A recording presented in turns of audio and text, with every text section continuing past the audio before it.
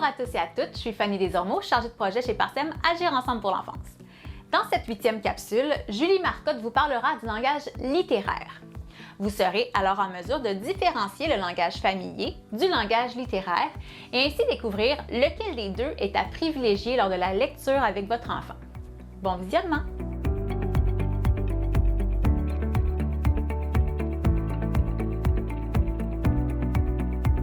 Je vais vous raconter le début d'un conte, mais je vais le faire 2 fois, de 2 façons différentes. Portez attention aux différences entre les deux et je vous en reparle tout de suite après. Version 1. C'est l'histoire d'un roi qui était petit puis qui s'appelait Sir Archibald le Grand. Il habitait en haut d'une montagne où il y avait toujours bien de la neige, puis c'est là qu'il a bâti sa maison. Le roi se trouvait bien important, ça fait qu'il était fâché que le monde, lui, remarque juste qu'il était trop petit. C'est pour ça qu'il a décidé d'aller vivre loin de tout le monde, enfermé dans son château. Version 2. Il était une fois un roi rikiki, répondant au nom pourtant majestueux de Sir Archibald le Grand, qui vivait au sommet d'une montagne de neige éternelle où il avait choisi d'ériger sa fastueuse demeure. Sa Majesté était en effet si vexée qu'on ne lui reconnaisse pas la grâce qui le définissait pourtant si bien pour une ridicule question de centimètres manquant aux jambes qu'il avait décidé de vivre claquemuré dans son palais, loin des regards arrogants. Bon, vous avez probablement remarqué que dans la première version, le vocabulaire utilisé était plus familier, plus près du langage parlé de tous les jours, tandis que dans la deuxième version, le vocabulaire était beaucoup plus soutenu, plus littéraire et qu'il contenait même plusieurs mots que les enfants risquent évidemment de ne pas connaître. Alors, la question qui nous brûle les lèvres à ce stade-ci, quel genre de lecture devrait-on privilégier entre les deux pour accompagner son jeune enfant dans le développement de son langage? À prime abord, quand on se retrouve devant un texte qui semble un peu compliqué pour notre tout-petit, on pourrait être tenté de le modifier et de le simplifier de façon à ce qu'il se rapproche un peu plus du langage parlé pour s'assurer que notre enfant comprenne bien. On vous a peut-être même déjà suggéré de raconter les histoires dans vos mots. Mais dans la mesure où on s'est d'abord assuré que le livre qu'on s'apprête à lire à notre enfant correspond bien au niveau de son âge, il est préférable de lire le texte tel qu'il est. Pourquoi? Parce que les livres servent justement à ça, à exposer les enfants à un vocabulaire et à des structures de phrases plus riches, plus complexes et plus diversifiées que ce qu'on ne pourra jamais retrouver dans les conversations de tous les jours. Plusieurs études l'ont déjà démontré, les enfants qu'on expose régulièrement et dès leur jeune âge à la lecture de livres, et encore plus s'il s'agit de lecture partagée parents-enfants, vont présenter en âge scolaire un vocabulaire plus riche et des compétences plus solides à l'oral sur le plan de la construction de phrases et du discours en général. Nécessairement, plus ces compétences à l'oral vont être solides, plus les compétences à l'écrit, plus tard à l'école, vont pouvoir bien se développer. Par exemple, un vocabulaire à l'oral qui se développe au-delà des simples mots qu'on utilise dans nos conversations du quotidien va grandement faciliter plus tard la lecture des mots chez le jeune lecteur et nécessairement son efficacité à comprendre ce qu'il lit. De la même façon, plus le vocabulaire et les structures de phrases à l'oral seront riches, plus il sera facile pour l'enfant, une fois à l'école, de composer des textes tout aussi riches. Il est donc important, encore une fois, de démarrer ces apprentissages-là chez notre enfant avant son entrée à l'école et cela passe par un accès au langage littéraire qu'on retrouve donc dans les livres. Plus concrètement, voici ce à quoi les livres et la lecture à voix haute exposent votre enfant. D'abord, le vocabulaire. À l'oral, on va souvent dire d'une chose ou d'une personne qu'elle est belle ou jolie. À l'écrit, dans les livres, l'enfant pourra être exposé à des mots comme ravissante, splendide, éblouissante. À l'oral, quand on parle d'une situation qui fait peur, on va souvent dire qu'elle est épeurante. Dans les livres, une situation va être plutôt décrite comme effroyable, terrifiante, sinistre. Il y a aussi ces petits mots qui se cachent ou qui se transforment quand on parle, mais qui réapparaissent dans leur vraie forme à l'écrit.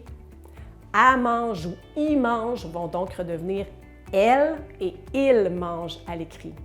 De la même façon, sur le divan va redevenir sur le divan, tandis que je suis capable va redevenir je suis capable.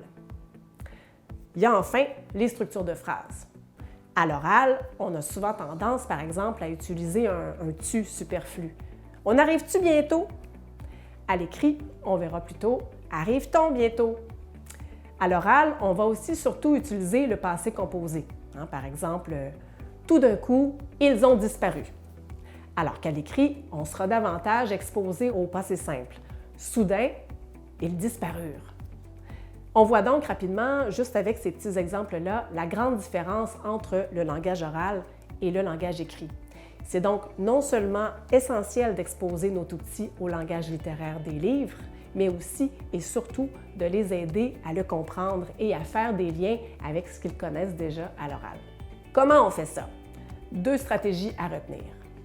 Première stratégie, être explicite dans nos explications. Ça veut dire que lorsque vous rencontrez des mots que votre enfant ne connaît possiblement pas, prenez le temps d'interrompre votre lecture pour lui expliquer ce que ça veut dire. Un canard arriva bientôt en se dandinant, tout heureux que Pierre n'ait pas fermé la porte du jardin. En se dandinant. Est-ce que tu sais ce que ça veut dire, ça, se dandiner? Se dandiner, là, c'est qu'il arrive en... Regarde, je vais déposer le livre, là. Il arrive en marchant un peu comme ça. Tu sais, les canards, ils marchent comme ça des fois, hein? Toi aussi, des fois, ça t'arrive de te dandiner quand tu veux faire ta petite drôle. Est-ce que tu es capable de te dandiner? Oui, fais-le voir. Comment tu te dandines, toi, d'habitude? Non, mais il faut que tu le fasses devant. Viens le montrer. Comment tu fais pour te dandiner, toi, d'habitude? C'est ça. C'est ça. Donc, le canard, donc, il est arrivé en se dandinant. Hein, comme toi, quand tu te dandines, c'est comme marcher un peu comme ça de gauche à droite. Vous pouvez, par exemple, donner une définition simple, dire des synonymes, faire un lien avec le vécu de votre enfant, montrer ce que c'est sur l'illustration ou encore même mimer le mot quand c'est possible. Elle se sent petite depuis toujours. Le moment est venu de faire preuve de bravoure. Ah, ça, la bravoure, c'est un beau mot, hein? Bravoure, ça veut dire du courage. Hein? Ça veut dire que quand on a peur de quelque chose et qu'on le fait quand même, on est courageux, courageuse, on fait preuve de bravoure. Hein? Par exemple, les pompiers. Hein? Par exemple, dans la vraie vie, est-ce que vous savez ce que c'est un pompier? Oui, hein? Les pompiers, hein, quand ils vont sauver des gens dans les incendies, dans les feux, quand il y a du feu, hein, et que les pompiers courent dans le feu pour sauver des gens, ils sont courageux, hein, trouvez-vous? Ils font preuve de Vous rappelez-vous le mot qu'on a dit? Bravoure. Bravo, ça veut dire du courage. Oui, bravoure, voilà. Alors, la petite souris dit « Je vais faire preuve de bravoure ». Ça veut dire qu'elle veut être courageuse et aller voir le lion, même si elle a peur de se faire manger. Deuxième stratégie, revenir plusieurs fois à la même histoire et donc sur les mêmes mots. Le fait de revenir souvent aux mêmes histoires et de rediscuter des mêmes mots va permettre à votre enfant de solidifier sa connaissance et sa compréhension de ces mots-là.